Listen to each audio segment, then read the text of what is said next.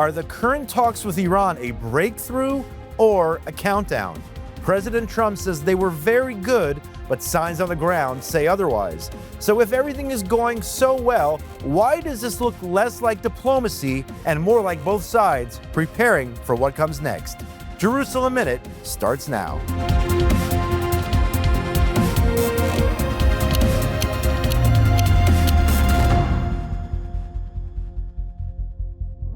Welcome back to Jerusalem Minute here on JNS TV. My name is Josh Haston, correspondent for JNS News. In studio in the JNS Media Hub with Alex Trayman, CEO of JNS. Alex, last night we were told Prime Minister Netanyahu is scheduled to fly to the United States to meet with President Trump this Wednesday. I believe this is the 6th or 7th meeting between the two leaders to discuss the current talks taking place between the United States and Iran. As of now, we are being told that Iran only wants to discuss the issue of nuclear weapons. The prime minister insisting in a statement last night that Iran must end its support for the Iranian axis of terrorism, and also the ballistic missiles issue is a main threat which Israel wants to discuss. Prime Minister heading to Washington. I believe you might be flying there as well. Yes, making plans to travel to Washington to cover this visit if provided the opportunity to do so. I think this is an emergency visit by the Prime Minister to the United States. Remember, it was just not even 6 weeks ago, almost New Year's Eve, when Prime Minister Netanyahu flew to Mar-a-Lago to meet with President Trump. So obviously things are moving forward very, very quickly with regard to Iran and the negotiations. And we can talk a little bit about the negotiations. I think that they are a bit of a smokescreen right now, and we'll talk about them in a second. But on this trip, it should be noted that it's being reported that the head of the Israeli Air Force will be flying together with the Prime Minister to meet with the president in the White House. Also we'll talk about Jared Kushner and Steve Witkoff. They went to the USS Abraham Lincoln, after their round of talks. And what I think this all signals is that you may be getting to a point where these talks are going to break down, or it's going to be announced that the talks have broken down, and you might be at an immediate military intervention. We've been talking about a military strike on Iran for many weeks now. People wondering when it was going to take place. We've given lots of different reasons why it may be taking as long as it has, presumably because the United States wants to make sure all their ducks are in a row. They want to understand who is taking over Iran on the day after. They want to make sure that any strike that they do is decisive and definitive. And so I think that they may be at the point where they need to meet to discuss specifics in person, things that they do not want to discuss over any electronic means whatsoever because of the threat of surveillance, be that from Iran directly, be that from China or Russia. So you don't want to be talking about any of these specifics over any kind of electronic cables or lines. And so therefore you meet in person together with the head of the Israeli Air Force. And I think that you can be sure that there will be a breakdown of responsibilities that would be discussed in the event that the United States decides to launch a military action. Will that be a U.S. action? Would that be a joint U.S.-Israeli action, which I think is highly possible? And then also what steps will be made to protect the Israeli home front and also other regional targets should Iran decide that they feel the need to retaliate. So, Alex, let's get to the talks themselves taking place this past Friday in Oman, in their capital city of Muscat. President Trump, saying the talks were very, very good. Let's go to this video. We likewise had very good talks on Iran. Iran looks like it wants to make a deal very badly. We have to see what that deal is. We have a big armada. We have a big fleet heading in that direction. We'll be there pretty soon. So we'll see how that works out. A deal doesn't look like it's been reached yet. How long are you willing to wait? A deal can be reached. Well, you have to get in position. We have plenty of time. If you remember Venezuela, we waited around for a while, and we're in no rush. We have, very good talks going with Iran. We have very good talks going with Russia and Ukraine. We're doing a lot of good talking, and I think we had the results today were with Iran. It was a meeting. We're going to meet again early next week. And they want to make a deal, Iran, as they should want to make a deal. With Iran, is there a deal that only covers nuclear that would be acceptable to you? Because they just want to have nuclear. They don't want to have anything else. Like, that would be acceptable, but the one thing, and right up front, no nuclear weapons.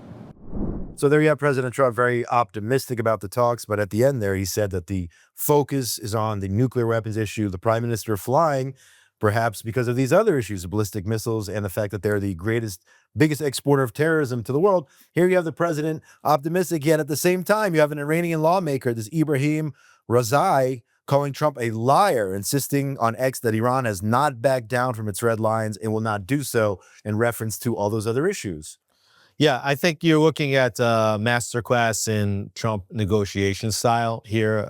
He is flexing maximum leverage, both by saying that there is an armada, that is heading to the region, ready to strike. On the other hand, saying, we're not in any rush, which they're not. I mean, I think that what he pointed out regarding Venezuela is very important. They waited a long time until the conditions were exactly perfect for their strike. The same thing with the Operation Midnight Hammer in July.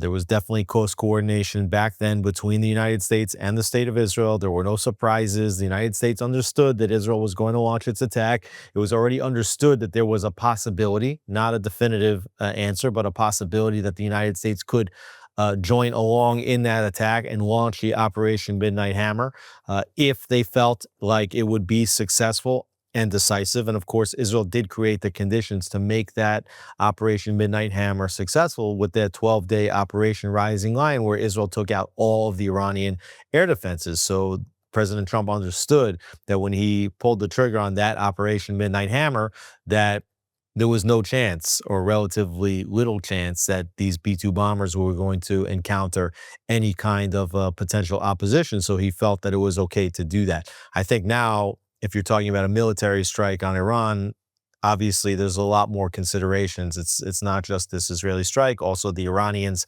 have been preparing to a certain extent. However, what I would say is that I am certain that Israel is much smarter than they were before they launched that 12-day war today than back then. Back then, they had a lot of intelligence information about where those targets were, the nuclear targets, the missile defense targets. I think that today, the knowledge about where all of the regime targets are is being very well kept by Israel. And I believe that this is some of the information that Israel wants to pass on to the United States in this meeting. Now, the question is, what does a good deal look like, right? And that's what has been the subject of the Prime Minister's press statement. That has been the subject of one of Marco Rubio's recent statements, and that was the subject of the questions that were posed to the president. Obviously, the first and most important thing is the nuclear issue, and we have heard Iranian officials state in the last several days that the enrichment of nuclear material is I forget what the word they use, but something like the inalienable right of the Iranian people to do that. Well, first of all, if you're going to maintain that it's your right, even though you signed the Nuclear Non-Proliferation Treaty to enrich uranium, well, then there's a non-starter. There's certainly not going to be a deal. But even if the Iranians were smart enough right now to say, okay, you guys win on the nuclear issue, we see that, you've already taken out all of our sites. And if we're going to start doing it again, we're not even going to live to see another day. So guess what? For at least for the time being, right? Because they just want to wait out this president so they can make a decision. Okay, at least for the time being, at least for the next 3 years, we're not going to publicly enrich uranium. But here you see the prime minister, you see Rubio, and potentially the president also signaling that the nuclear issue by itself is not enough. You're also talking about the ballistic missile issue, which Israel considers the ballistic missile issue by itself, even without nuclear weapons, to be an existential threat to the state of Israel. And when I was at Mar-a-Lago before New Year's, the president was asked if he would support an Israeli strike if it was shown that Iran was continuing to redevelop its ballistic missile capabilities, even aside from the nuclear capabilities. And the president at that time said, yes, he would support an Israeli strike, even if the only issue was ballistic missiles. But then you have this other issue as well, which is the sponsorship of terrorism. So there's lots of reasons why the president of the United States has to want to take out this regime. And it's a question of to how much of a degree can you get everything that you want out of a deal. And I do think that the president is genuine. If he can get everything he wants out of a deal, and I think that the things that he wants out of a deal are actually four things, and I don't see how these are going to be possible for the Iranian regime to accept, but the four things are no nuclear, no ballistic, no more sponsorship of terrorist organizations. That's Hezbollah, that's the Houthis, that's Hamas. And I also think that he wants to see the Ayatollah step down. So if the Ayatollah is smart enough to realize that he can take a safe passage now to Moscow with his friend Bashar Assad, or go to Turkey with his buddy Erdogan, or to Qatar or someplace else, and that there would be a new government that would commit to not doing nuclear, ballistic, or sponsorship of terror, Trump would take that deal. I think he would be very happy to take that deal and not fire a shot. But the chances that the Iranians would accept that deal, I think, are extremely small. In fact, I would even put it at no chance. And I think that there is part of this talks that is actually a smokescreen, that the president of the United States is buying time as Israel and the United States gear up for what can be a successful attack, and also that the president of the United States wants to be able to go to the international community, to the UN, to his new board of peace, to the Europeans, and to say, hey, I gave these guys a last chance to take a deal which would have averted a military intervention. They refused to take the deal, and so therefore we are striking. The 2026 JNS International Policy Summit is coming up April 15th through the 17th at the Waldorf Astoria in Jerusalem. It's shaping up to be a phenomenal few days, and we'd love for you to join us. Visit jns-summit.org to register and take a look at the speaker lineup. It's a top-level group. Hope to meet you in Jerusalem this April. We're going to talk about the Board of Peace later, but I want to get to this clip of Rubio stating that the talks can not only be on the nuclear threat. Look, I think in order for talks to actually lead to something meaningful, they will have to include certain things. And that includes the range of their ballistic missiles. That includes their sponsorship of terrorist organizations across the region. That includes the nuclear program, and that includes the treatment of their own people. So there we have Rubio. And at the same time, you mentioned before that you had the images of Special Envoys Witkoff and Kushner in the region here aboard the USS Abraham Lincoln, apparently signaling to the Iranians that we mean business. Yeah, I think what Rubio said here was very important. Also, the one issue which I didn't raise earlier, which is the treatment of their own people. And we are getting estimates that it could be in the upper tens of thousands, 80,000, 90,000 plus that have been murdered by this regime since protests began just about a month ago. And the President of the United States at the time, he said help was on the way. And there are a lot of people and parties inside Iran that are saying, hey, Mr. President, you said help is on the way. If you don't give help, then, and you said that the murdering of Iranian civilians on the street was a red line, and you don't do anything about it, well, then you're just as bad as Barack Obama, who refused to act when he put out a red line for Bashar Assad. He said if Bashar Assad uses chemical weapons against his own people, that would be a red line. And for Obama, it wasn't a red line. He just allowed himself to redraw the line. And I don't think that Trump wants to be seen as someone who, puts a line in the sand, says that help is going to be on the way, and then doesn't provide it. So that's number one. And I think it's important that Rubio says that any negotiations, any of these talks must center also on the treatment of the Iranian people who have put their own lives on the line to try to overthrow this regime, but they need help. That's how we got here to start with this round. Exactly. And I do think that these protests are a direct result, by the way, of the Israeli strike back in June, July. And I think that some people in Iran are saying, well, where's Israel to help?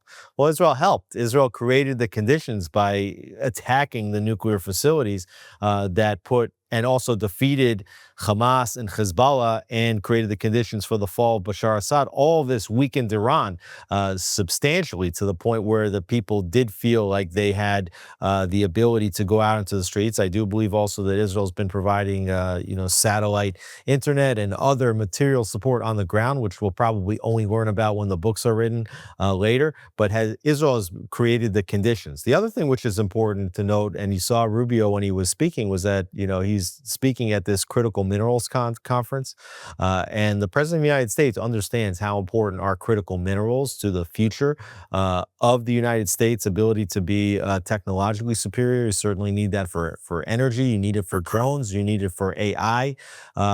And a lot of this also has to do with China. When Trump is talking about taking Greenland, he's talking about the rare minerals, the critical minerals which are in Greenland, as well as Greenland being a possible alternative shipping lane. When you saw what the president did to take out Maduro in Venezuela, well, that has to do with oil, which they were providing to Iran, but oil that they were providing to China.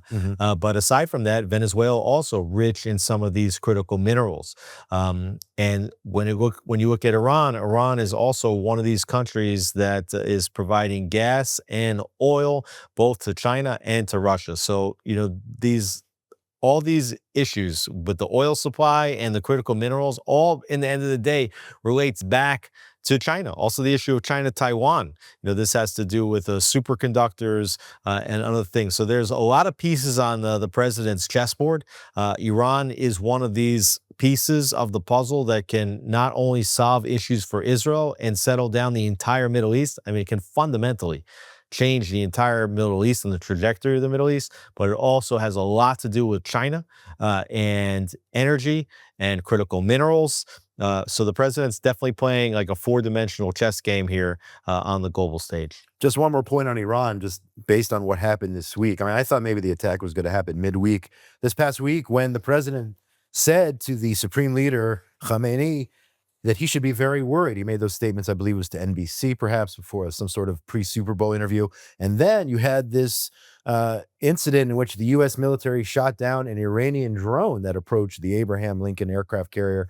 I mean, I thought that was going to be it right then and there this past Wednesday. When that incident happened, I thought the United States would take that as a direct threat to one of its vessels sitting there here in the Middle East, in the Arabian Sea.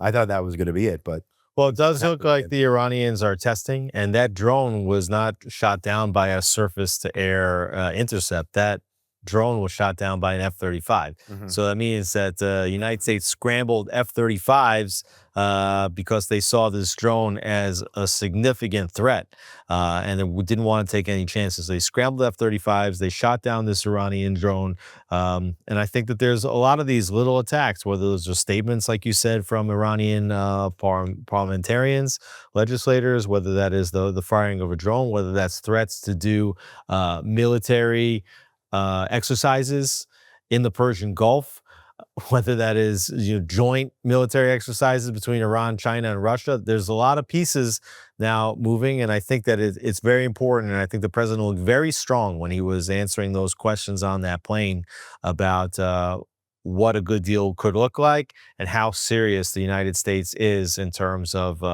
posing a military threat to Iran. And I think that the president was right that when he said that the Iranian leader Khamenei should be very worried about what the United States could do. And I would suggest at this point, even though I have no inside information on this, that a strike seems increasingly probable.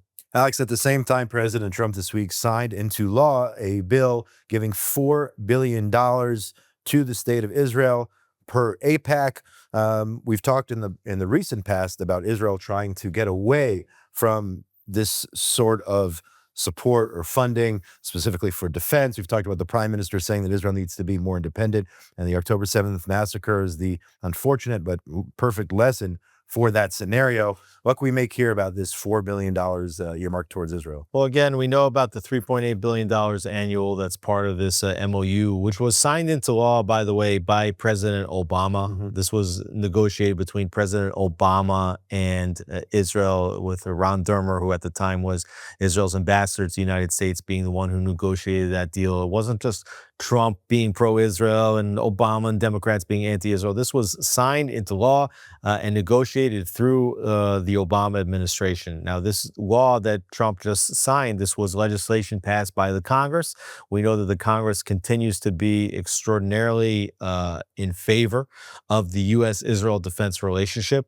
It should be understood, again, that all this money, the entirety of this security assistance that the United States provides to Israel, that Israel must spend 100% of those dollars back in the United States. Right. This is a subsidy for American military industry. And by the way, a lot of times, because Israel has no choice but to spend that money in the United States, that means that the United States military industrial complex, they can price fix, they can set the prices, and Israel cannot shop for alternative goods or equipment on the open market. So sometimes actually, not only are they subsidizing the American companies, but they're subsidizing at top dollar, because Israel's got no choice where to buy this from. And then the other side of it, like we've discussed previously, is that when Israel uses that equipment, that there's no better advertisement for the American equipment than when Israel uses it in real time. When Israel flew thousands of sorties to Iran, including at the beginning with F-35s and their stealth capacity, and Israel retrofitted those planes to make them fly longer without needing to be refueled.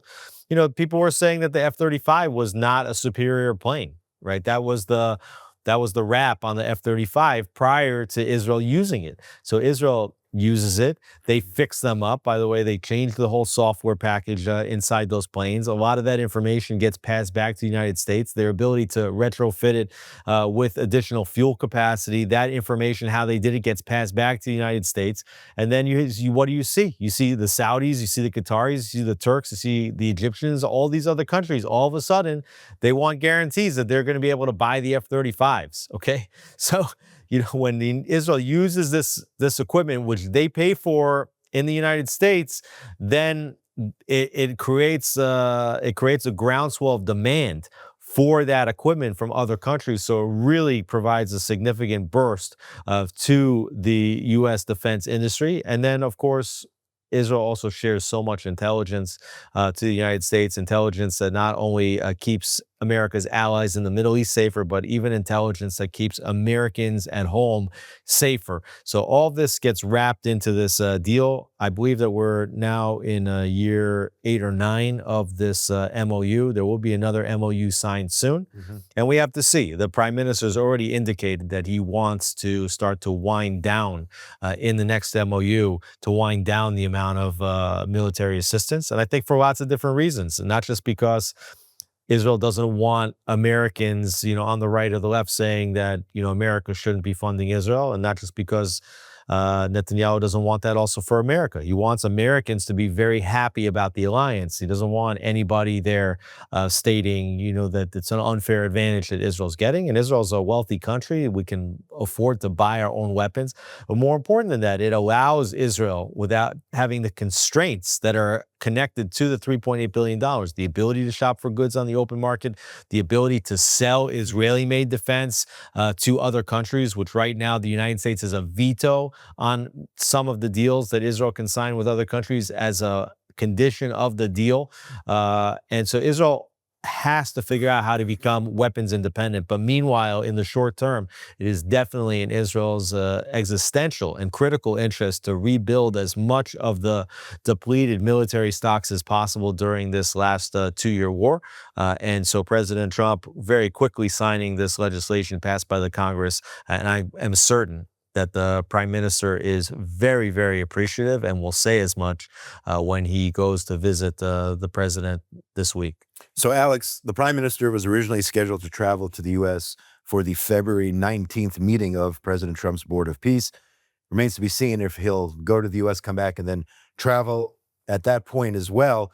But that meeting looks like it's still moving forward. February 19th, Washington, D.C., Prime Minister in Israel yet to sign on to the Board of Peace of course, talking about phase 2 of Trump's 20-point peace plan for Gaza. But it looks like this meeting is, in fact, happening in D.C. on the 19th. Well, we got to see about Guy. I think, it was written that this meeting would take place on the 19th. In the same report, it was written that the prime minister would meet with the president on the 18th. I do think that any board of peace that is talking about the future of Gaza with the president of the United States, with leaders from all these other countries in the board of peace that the president is forming, that Prime Minister Netanyahu wants to be front and center, at least in those pictures, let alone obviously directing the content of those conversations. He would want to be the one out in front, sort of determining or suggesting what policies are acceptable, which ones not acceptable, and then having the president there right next to him to back that up. I think it's a very, very powerful combination whereby Prime Minister Netanyahu wants to be there. But now you see, on the basis of this, what I called in the beginning of the show, I think an emergency meeting with the president, I think that indicates that what's going on in these talks in Iran and the potential looming military intervention is actually supersedes this board of peace meeting and is even potentially coming up much faster, that they couldn't even wait another 10 days to have a meeting in Washington. I think that indicates just how important and critical this meeting is this coming Wednesday. So, Alex, phase 2 in Gaza, but the Israel Defense Forces still flexing their muscle when necessary and taking out Hamas terrorists under the deal of the ceasefire, under the agreement of the ceasefire, I should say. The Air Force on Wednesday killing a Hamas terrorist responsible for the murder of Israeli soldier Noah Marciano, who was held hostage in Gaza, according to a joint statement by the IDF and the Shin Bet. The terrorists we're talking about, Mohammed Issam Hassan al-Abil, described as the head of a Hamas terrorist cell targeted in an Israeli airstrike, responsible for the attack at the Nahal Oz IDF outpost there. So the war is still going on. Our troops are still in Gaza, and they're still coming under fire, and Israel taking out the bad guys, even with phase 2 of the ceasefire. Yeah, I think that you are seeing now Israel being very, very strategic in its military actions, right? There's no ground operation inside the areas beyond the yellow line where Israel controls. However, they are surveilling everything taking place in the Gaza Strip. If they see that there's a master terrorist on their list, they had that whole deck of cards with the upper echelons of Hamas. They've been taking out the Hamas leadership one by one by one. If they see somebody out and about, they have critical intelligence. If they know they can strike, they will strike. They continue to do that. And I think it sends a powerful reverberating message to the remainder of the Hamas operatives running around that terrorism does not pay, that the long arm of the Israeli law will reach you wherever you are, whenever they feel that the time is right.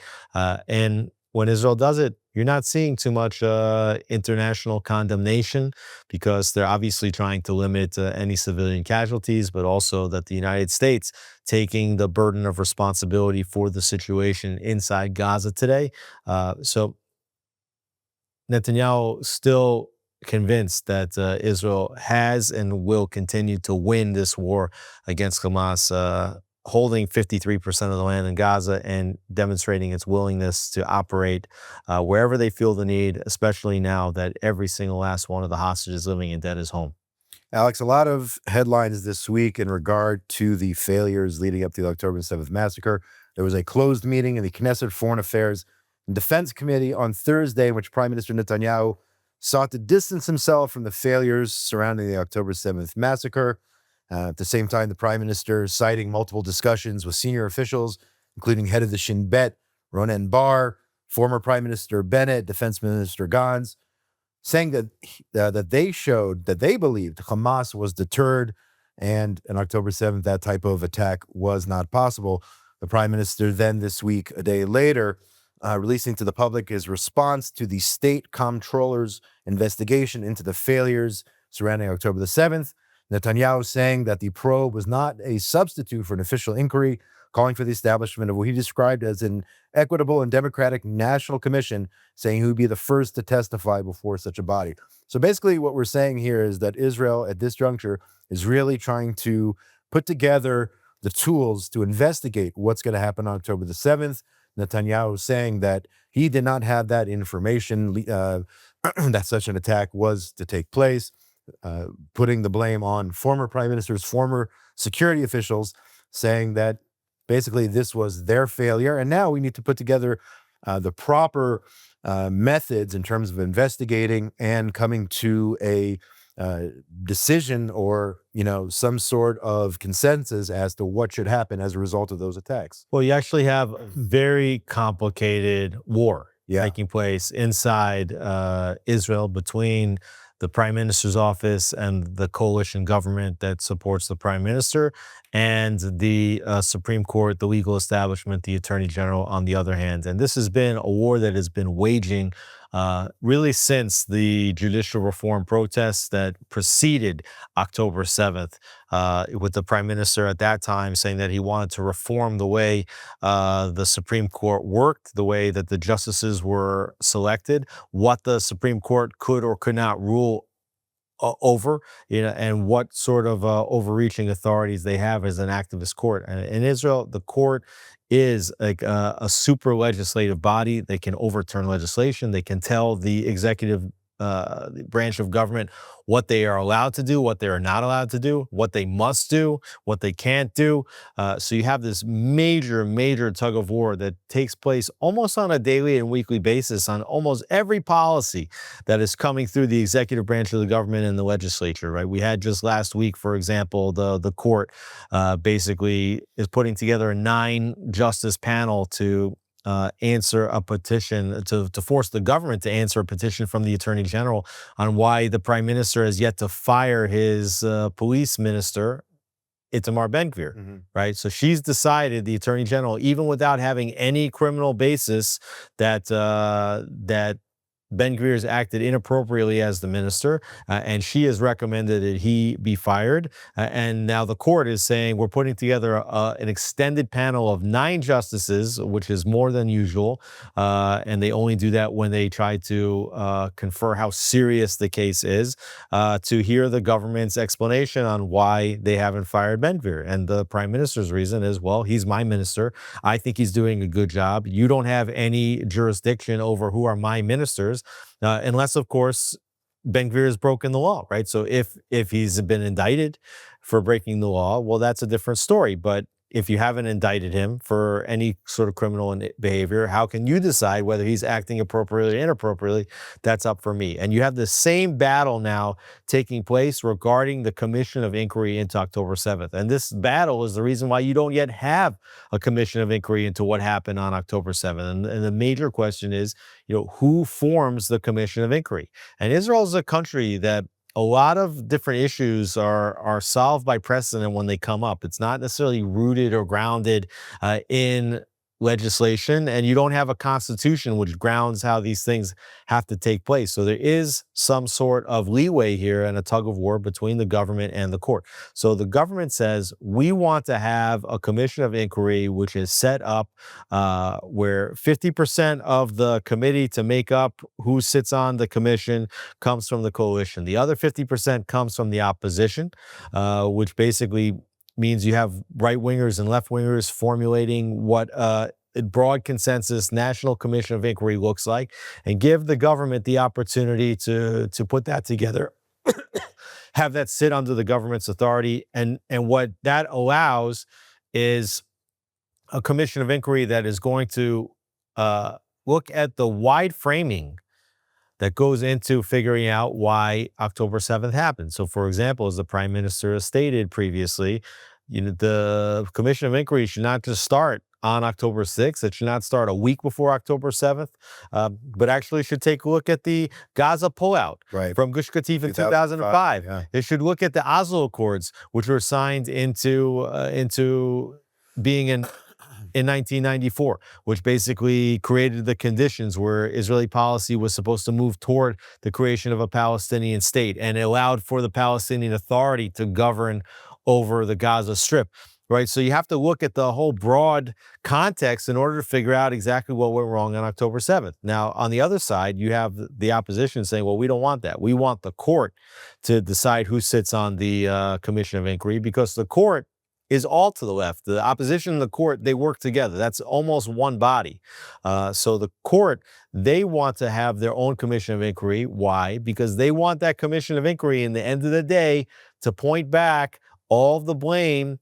Even if they mention blame belongs in other places too, they still want the buck to stop with the prime minister. So the prime minister knows that if the court puts together this commission of inquiry, that the commission is going to come back with a very damning picture of the prime minister's conduct leading up to October 7th, with the goal of that commission being to force the prime minister's resignation. So this is why you have this tug of war. And what the prime minister is doing on the other side of that now is he's actually starting to release some of the footage that he has regarding the security conversations that took place in the week leading up to October 7th. And on October 7th, he's trying to demonstrate that he had absolutely zero knowledge of what was about to happen before October 7th, as well as putting together montages from the security establishment, from former Prime Minister Naftali Bennett and others, all indicating that their assessment was that Hamas would not attack. Right. So the prime minister wants to demonstrate here that this was a system-wide failure and he was the last to know, as opposed to what the court would want to do, which is to say, OK, well, if you're the last to know, that's also your fault. And there might be some truth to that, but basically trying to force the prime minister's resignation. Alex, moving on here, and this is just a shameful story here.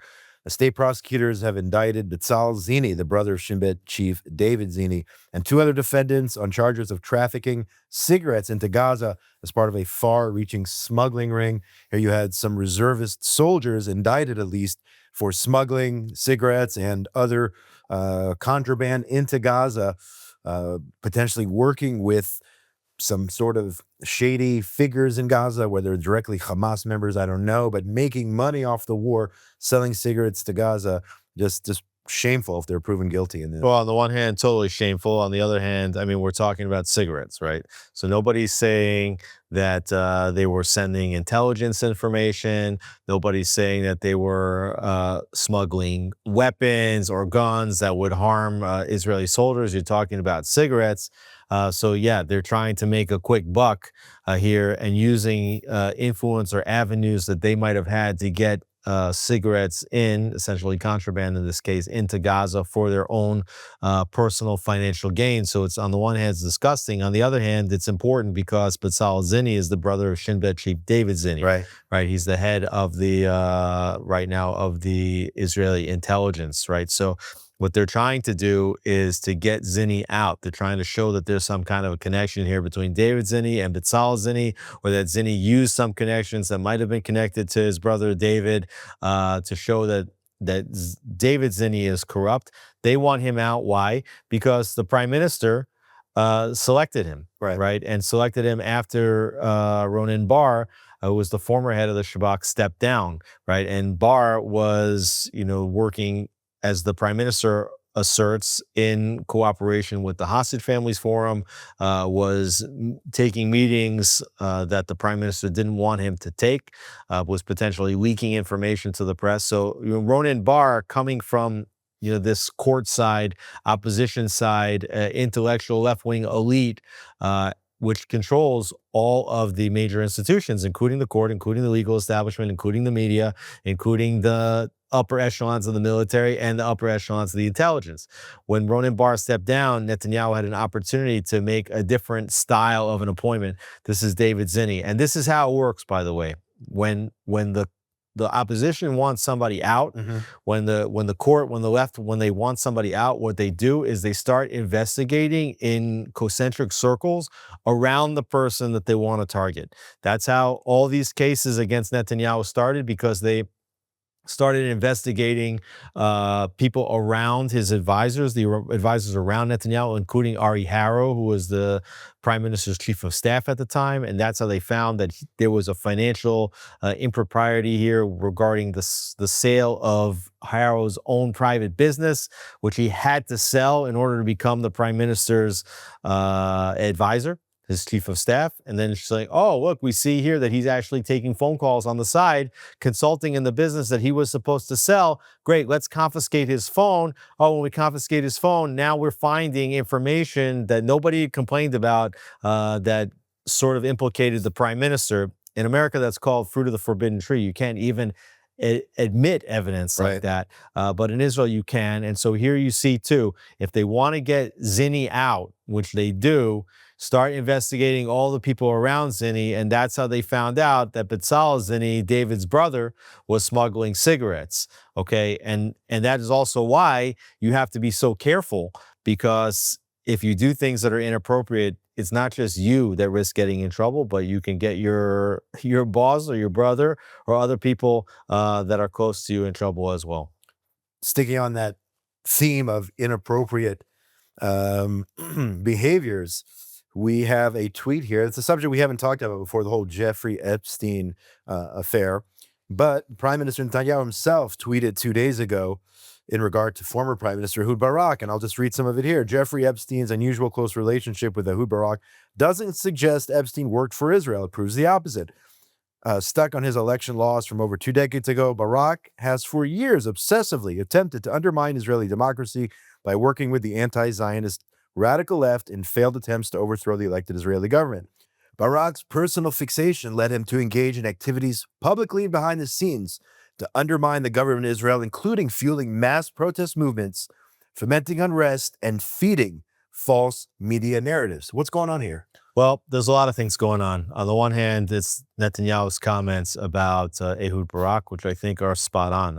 When you talk about who have been the key agitators in the movement to overthrow Prime Minister Netanyahu, and that includes all these protests that we've seen in the streets, even protests that are against the government today, but certainly the judicial reform protests, certainly these so-called crime minister protests, which were going all the way back to the times of COVID, all aimed on trying to convince Israelis to vote for somebody else aside from Benjamin Netanyahu, that Ehud Barak, former prime minister and a former defense minister in one of Netanyahu's own governments, has been the ringleader. And what you see here through Ehud Barak's connections to Jeffrey Epstein is that Epstein might have been involved in campaigns to assist Ehud Barak, and we've already seen some of that in some of these emails that Epstein was sending help to try to get Barak reelected in Israel. So certainly, at the very best, Jeffrey Epstein was a left-winger supporting the extreme left wing in Israel. But then there's the other part of it, which is that you have all these conspiracy theorists that are consistently try to suggest that Jeffrey Epstein was an Israeli agent. When I interviewed Mike Huckabee on the stage a week or so, 2 weeks ago at the anti-Semitism conference here, he was referring to when Tucker Carlson was speaking to over 1,000 people and said that everybody in the room knows that Jeffrey Epstein was a Mossad agent, right? And so I think that the prime minister is trying to pour some cold water on that theory and saying quite the opposite. Not only was he not working for the Mossad, but that this proves that he was not working for the Mossad. Although the Israeli intelligence has always been operating against Netanyahu also, so it's hard to know where all these things lie. Certainly, we didn't really want to even touch the Jeffrey Epstein issues. These are not necessarily the types of issues that JNS likes to cover, but here you see the Prime Minister of Israel tweeting about it, so it becomes top news for us as well, and definitely something to watch as more and more emails come out which show which world leaders were connected to Jeffrey Epstein, including Qatari leaders, including British and other European leaders, presidents, including Bill Clinton, and certainly none other than the biggest agitator against Netanyahu and the voting public in Israel, which is former Prime Minister Ehud Barak. Alex, one more topic here. And as we predicted, once Israel got back all of the hostages alive and dead, we said here on the show numerous times that the protest movement would not die out, that they would keep finding other topics to discuss on Saturday nights in Tel Aviv. And lo and behold, the latest topic, the last several Saturday nights, basically anti-government protesters disguised, in this case, to be about crime in the Arab sector, which I'm not saying isn't a problem. There's definitely a huge problem of crime in the Arab sector. I think in the center of the country this week, 3 Arabs were gunned down by another Arab. So it's definitely an issue.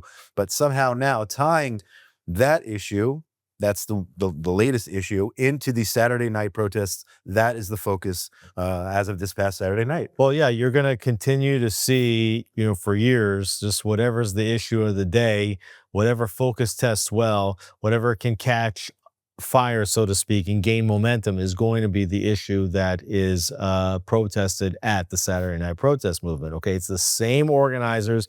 And, I'm reading articles about these protests, and now they're talking about how the protesters are carrying the black flag, which has come to symbolize the movement of Arab crime in the Arab cities. And then on the one hand, they're saying that the government is not doing enough to stop the Arab crime, and that Israel should confiscate weapons from Arabs, which certainly quite a big question. How did Arabs get so many guns? And that is like a stain on this government, how Arabs have managed to proliferate guns throughout their communities. Certainly they do not have permits to hold these guns, and they do. So you do have an issue here. But then at the same time, on the other side of their mouth, they're saying that the problem is that the police are taking too stringent action against Arab criminals and shooting the criminals, right? So they're saying two things. They're saying, number one, the police is being too strict. On the other hand, the police is not being strict enough. And they're saying that the Arabs are killing other Arabs because the police isn't doing anything. And then they say that the police are killing Arabs,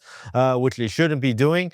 And you just see here that it's just all it is focus tested messaging. That Right. This is what they're doing. They just say, okay, people seem to, we can't protest about the hostages anymore because they're all home. So what are we going to protest about now? They put 10 different things out to add agencies. They do focus testing. They come back and they say, okay, look, it seems like this Arab crime is something that resonates, so we're going to promote that at the protest. But there's something even deeper and more sinister about what they're doing, and this is very important here, is that they are making the case now as to why the left wing is going to need to sit with Arabs, Right. okay, after the election in order to form a government to prevent Prime Minister Netanyahu and his right-wing coalition from forming a government. You could see one of two things happen here after the election or even before the election. Number one is they're trying to promote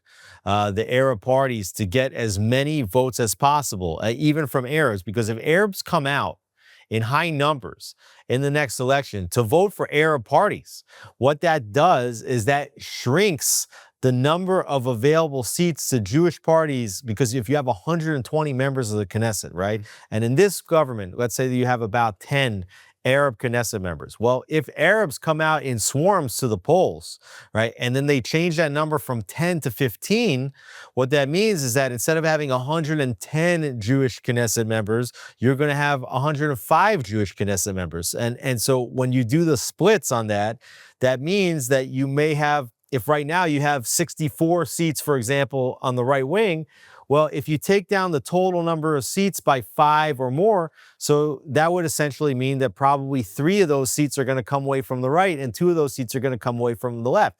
So it's a strategy to just try to remove seats from the right after the election to try to push Arabs to say, hey, your vote matters. And that's why they have right now their slogans, which are Arab Lives Matter, okay, that they're holding these protesters together with their black flags, because what they want to say later is Arab votes matter, because if they get more Arabs to vote, that's going to be less right-wing Jewish seats in the Knesset in a proportional counting of the 120 seats.